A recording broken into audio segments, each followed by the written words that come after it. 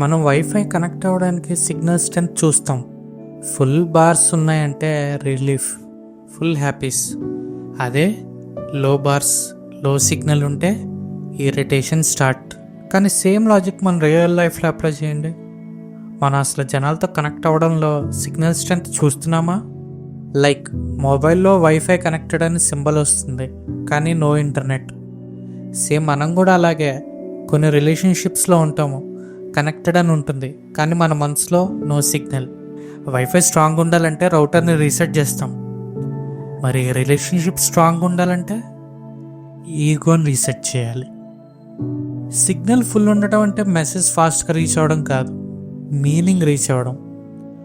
So next time ఫోన్లో signal చూస్తే ఒక నిమిషం ఆలోచించండి. నా సైడ్ సిగ్నల్ స్ట్రాంగ్ ఉందా? నా జనాలకి నేను ఈగో లేకుండా కనెక్ట్ అవుతున్నానా?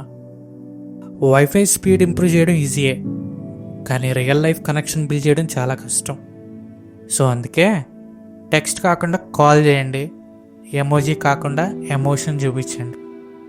బికాస్ కనెక్షన్ అంటే స్పీడ్ కాదు, కమ్యూనికేషన్ క్లారిటీ.